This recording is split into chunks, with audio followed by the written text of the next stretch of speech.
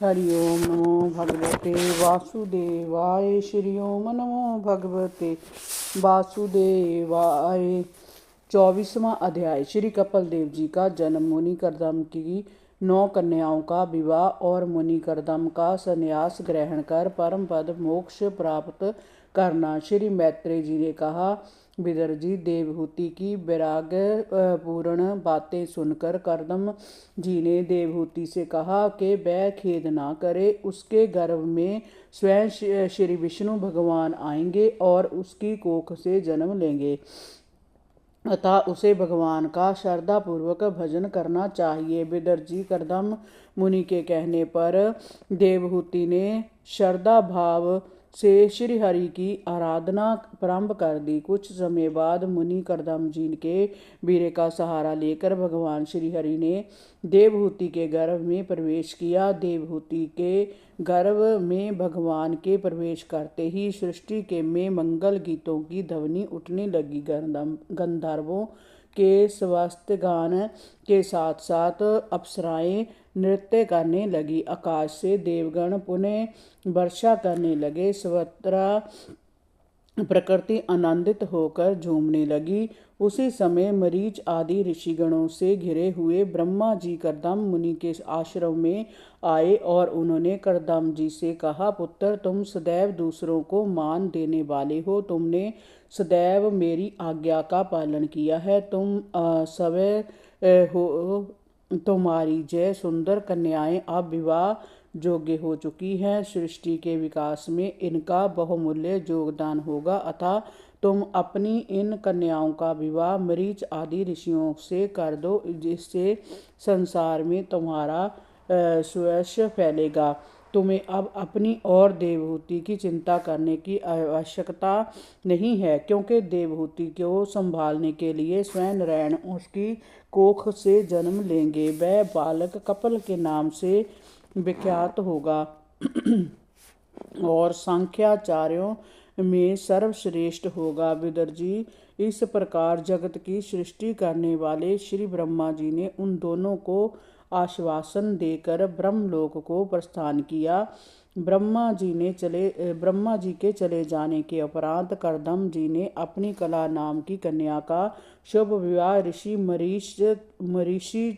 मरीषि से कर दिया और अनसुईया का ऋषि अत्रि से, श्रद्धा का ऋषि अंगराग से,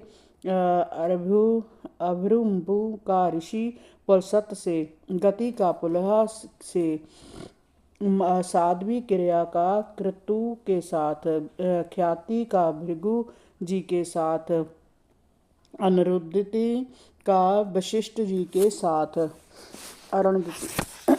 और शांति का अथर्वा ऋषि के साथ कर दिया। करदम जी ने विवाह के अवसर पर उन ऋषियों का बड़ा आदर सत्कार किया। विवाह के उपरांत सभी ऋषिगण अपनी अपनी पत्नियों के साथ अपने अपने आश्रमों को चले गए।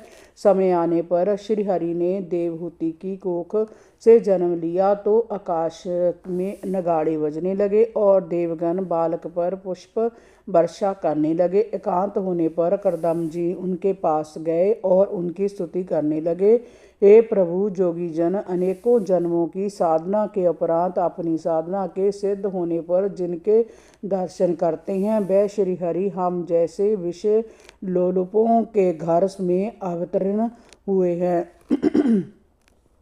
आप वास्तव में भक्तों का मान बढ़ाने वाले हैं। हे प्रभु, मैं आपकी शरण में हूँ। आप पर ब्रह्मा हैं। सारी शक्तियाँ आपके अधीन हैं। आपकी कृपा से मैं आज तीनों ऋणों से मुक्त हो चुका हूँ। अब मैं संन्यास मार्ग ग्रहण कर वन में जाना चाहता हूँ। आप मुझे आज्ञा कीजिए।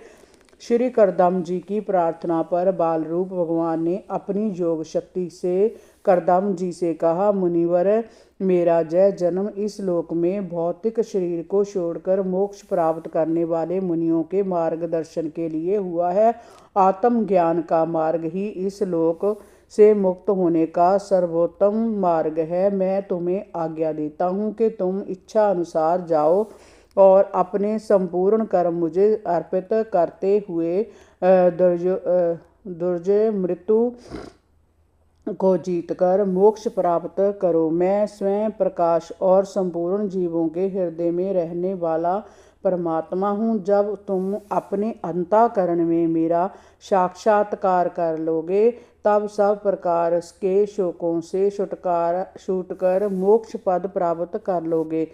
श्री मैत्रेय जी ने कहा, विदुर जी, भगवान कपिल के ऐसा कहने पर प्रजापति कर्दम जी उनकी परिक्रमा करके वन में चले गए। वहां जाकर परम भक्ति भाव से उन्होंने श्री हरि को अपने हृदय में धारण कर सभी बंधनों से स्वयं को मुक्त कर लिया। इस प्रकार इच्छा और द्वेष भाव से रिक्त होकर संपूर्ण भक्ति भाव से श्री कर्दम जी ने भगवान का परम पद प्राप्त कर लिया।